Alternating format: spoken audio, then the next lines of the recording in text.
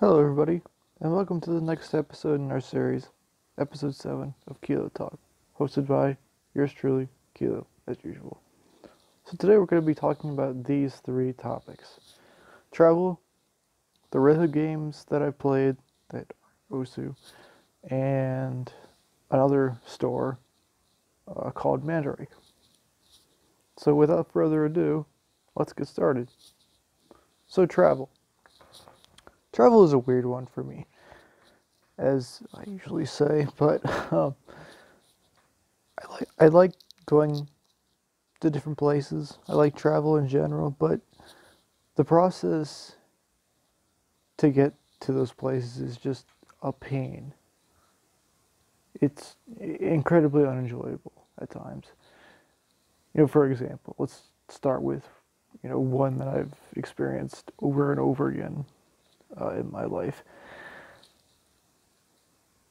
We have family um, out east in the United States. Again, I'm not going to disclose where, but all I can say is that it's like a 13, 14-hour drive. So, back when I was younger, that wasn't anything that was too miserable. I had things that could keep me occupied, but now I hate it so, so much. So, that is the reason why I don't go out there anymore. I don't, want to partake in a 13, 14-hour drive because, who would want to? Who would want to? I don't have anything to keep me entertained for 13 or 14 hours. But, you know, uh, sometimes it's necessary. You know, uh, the last time I was out there, which was about 6 months ago, I had to go out there to, look at college stuff. And that was my that was my only option. But when it's just to go to do stuff these days, it's just no, I'm not going to waste 13, 14 hours sitting in a car with you people. Flying is flying is quicker, obviously, but at the same time, you have to deal with the woes of flight. You know, the whole, here in the US, the whole extreme security stuff, the complete idiots who are on the flight with you, the randomness of where you're going to sit. It's not fun. So you have this, are you going to drive or are you going to fly? So you choose between your two poisons. And honestly, I don't know which is better. Obviously, flying is a lot faster, but it sucks because then I have to burden my family with getting like a rental car or having my crazy batshit grandmother coming up to drive us back to our house or what the hell ever.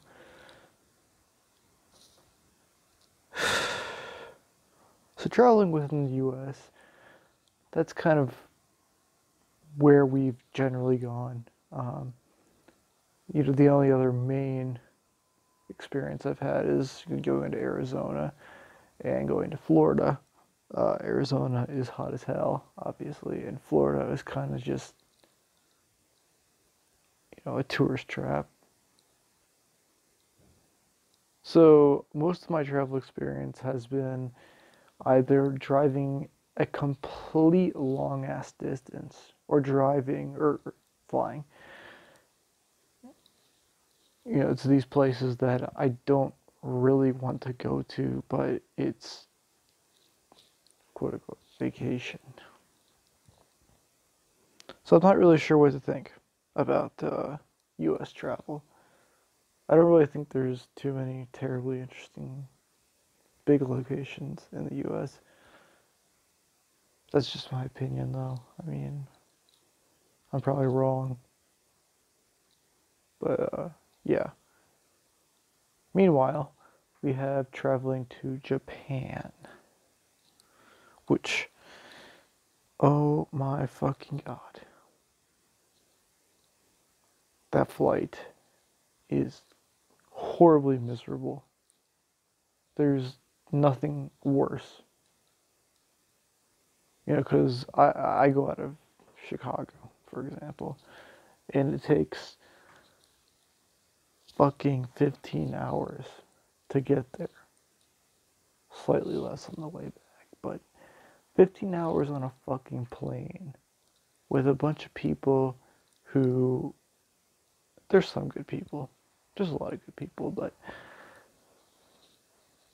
you have to sit in this seat for half of a day and get, you know, being me, I can't sleep on a plane, so I'm up for 15 hours just watching movies and all this crap.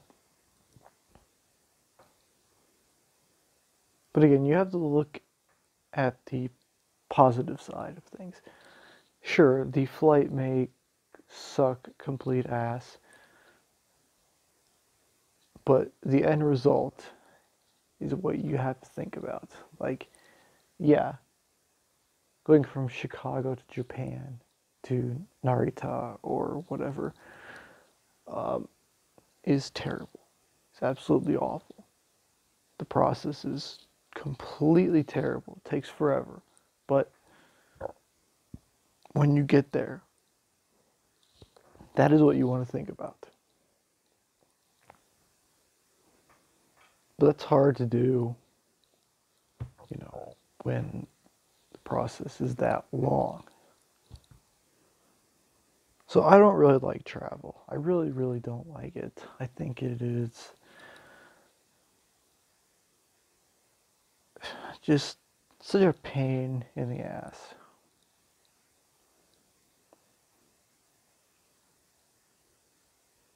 But as I said, getting there is fantastic. It's just the process is horrific at times. Just kind of angers me. Kind of makes me not want to go anywhere else, which is another reason I don't go to see my family, among other things, which I'm not going to disclose. So yeah, that's travel. It's just kind of how it is. So I'll close this topic out here with those thoughts. So let's move on to topic number 2, which is rhythm games. So I've had kind of a history with rhythm games. I've always liked rhythm games. I've always thought they were uh, the kind of games that were meant for me. I've always thought they were the games that were the most enjoyable because, you know, they have such a high skill ceiling and a lot of room for improvement, and there's a challenge. So I'm going to talk about 3 rhythm games today, but let me first start by briefly bringing up Osu, which was in another video. Osu was my, or still is, kind of, my main rhythm game, and that kind of solidified my belief in that rhythm games are some of the most high skill ceiling games that exist. I'm not going to get too far into that because I don't want to talk about Osu in this video, but that's kind of my introduction. So the 3 rhythm games I'm going to bring up that I've played are Sound Voltex, Rock Band, and Crossbeat Rev Sunrise. So first I'll just talk about Sound Voltex. Sound Voltex is a game that I'm lucky to even be able to play because it's a Japanese arcade game, and I'm lucky to have a arcade where I live that actually stocks the game. It's called Round One. So my stupid ass town somehow is able to get this god tier arcade game, which blows my mind still to this day. So I play that on occasion when I have the money and when it's actually not under maintenance because time zones. Anyway, Sound Voltex is probably one of the best arcade games and rhythm games I've ever played. It does so many things so well. Like the difficulty curve, for example. There's these levels, what they're called. You know, like, for example, like easy, normal, hard, expert, whatever, master. But, excuse me, the curve is done so well. It teaches you how to play the game so well that it just amazes me. Because, you know, it gets really, really hard, the higher stuff. But I'm not very good at it. I can only play like between, what, 9 to 12 level difficulty, which is considered advanced. So the general idea of Sound Voltex is you have two main buttons and a couple secondary buttons, and then you have these knobs that you turn pink and blue to the beat when they come up. And the game tries to teach you how to implement each of the button features and the knobs into, you know, kind of playing properly. It's a really bad way to say it, but the knobs are what kind of, in my opinion, I feel are the main features. Because I've never played any other rhythm game, any other arcade rhythm game that has had this kind of weird yet satisfying feature. You know, the knobs are, I feel, that define what Sound Voltex is.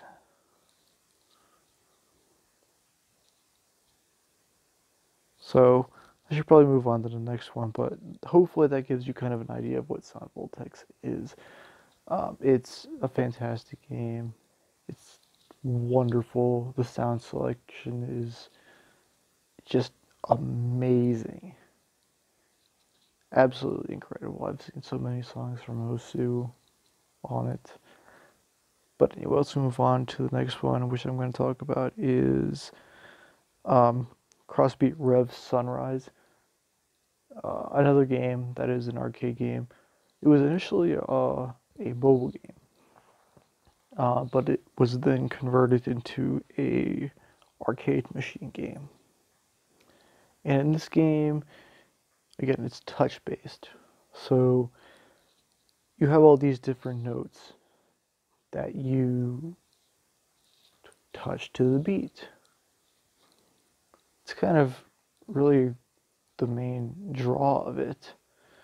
You know, there's three main notes. There's like a hold, there's a single, and then there's a swipe. So that's kind of a cool one. And the music selection on this one is, it's not as good as Sound Voltex, but there's some really awesome songs on this one. Like, for example, if you're at all familiar with Osu and you keep up with anything Osu related, you have songs like Sunglow, which, as another aside, was, one of these huge plays by this player called Matthew. So that was really cool to find. I wasn't aware that popular of a song was on single or Crossbeat. Sorry, but Crossbeat is kind of my go-to when I go to the arcade because of a couple reasons. One, I feel like I'm getting better at it, whereas Sound Voltex, for example, is really, really hard to get into. I feel like the difficulty curve, like I said, the difficulty curve is really good, but trying to get better at it is so hard.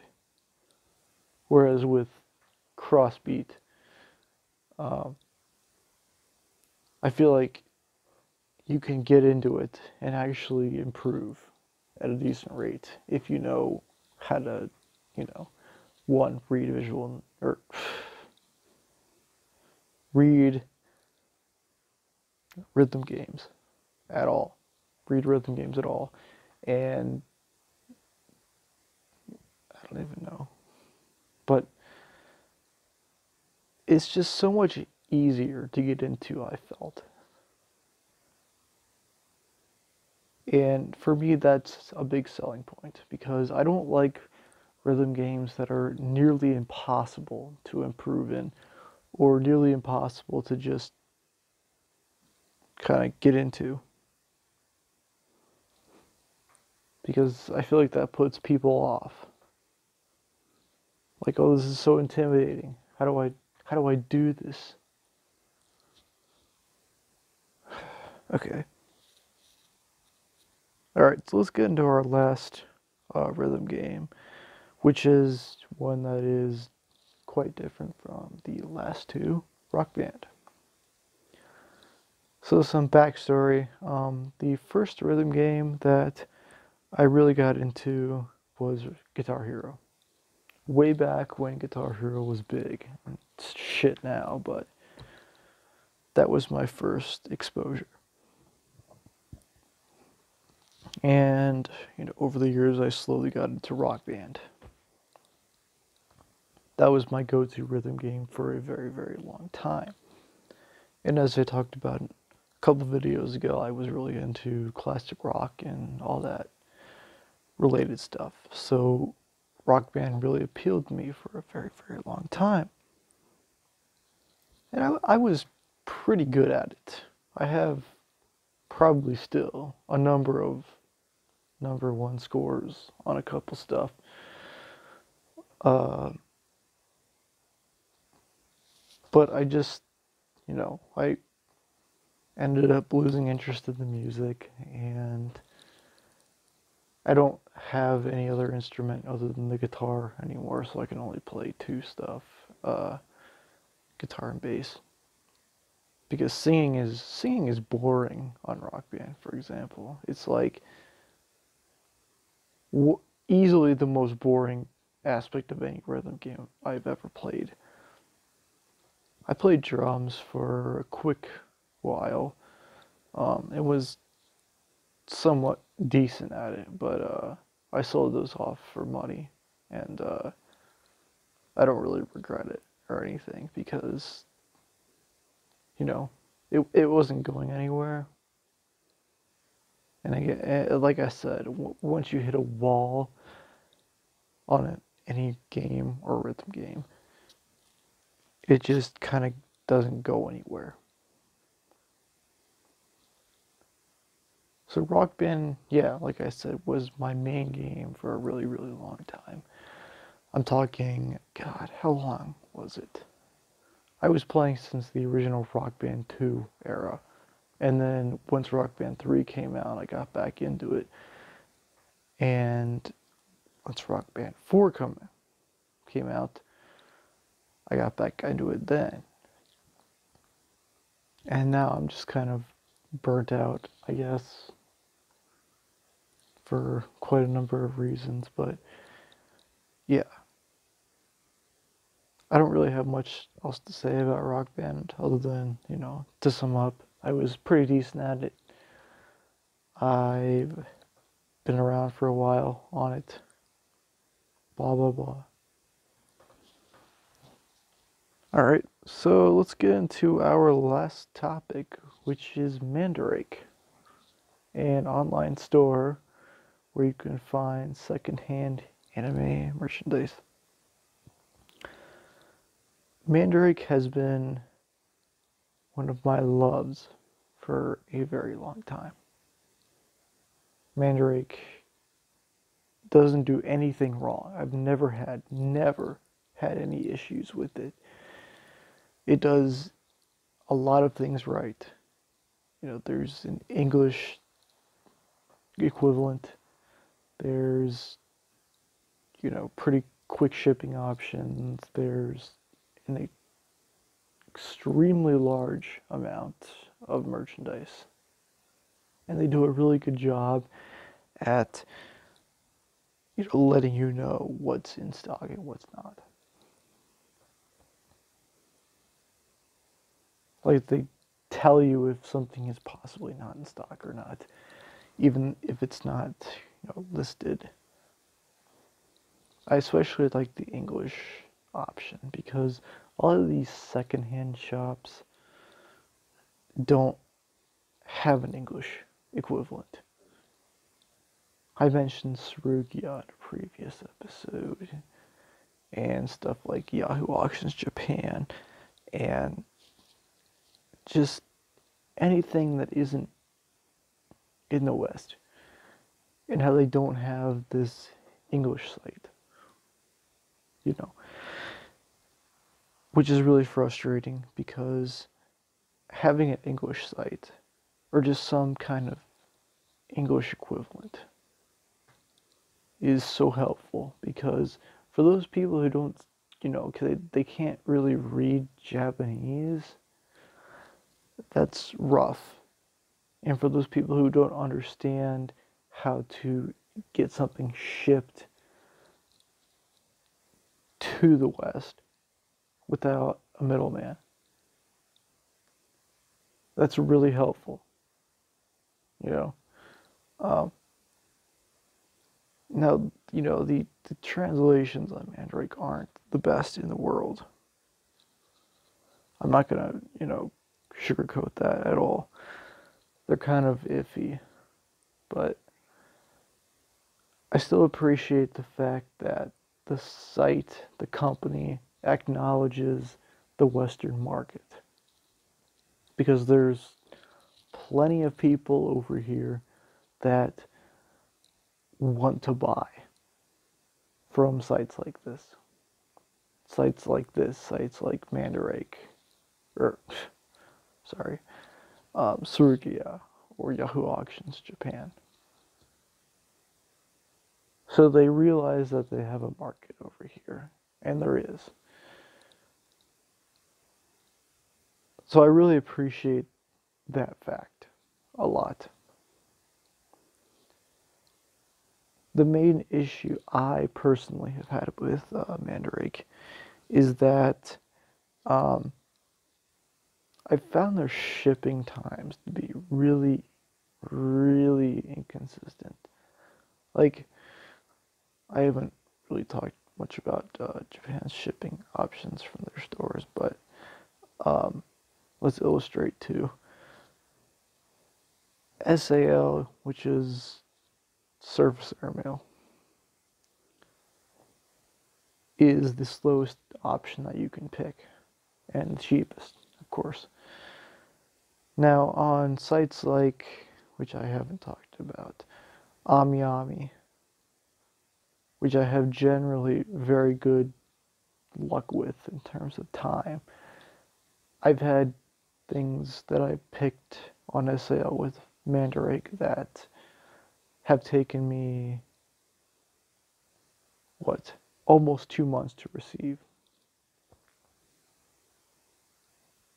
Which I get that, you're paying for what you're getting.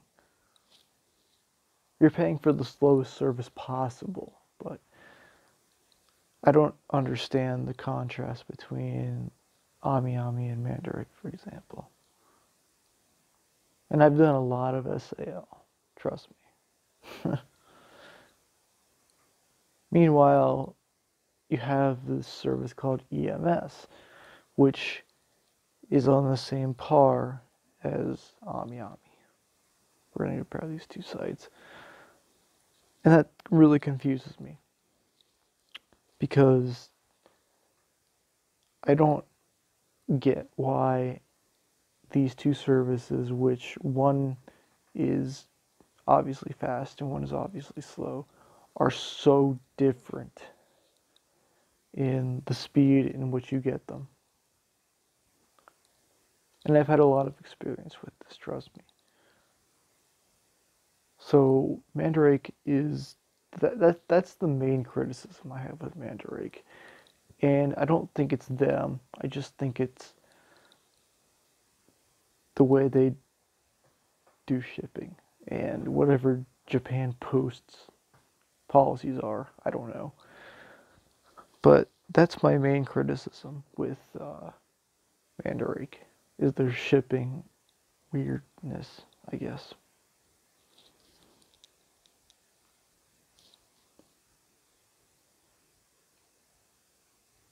Okay, sorry for that silence. Anyway, I think I'm going to close this video out right here. So I hope you found this interesting, as usual. Interesting to listen to. And I will see you in the next episode. So, sayonara, as always. Bye-bye.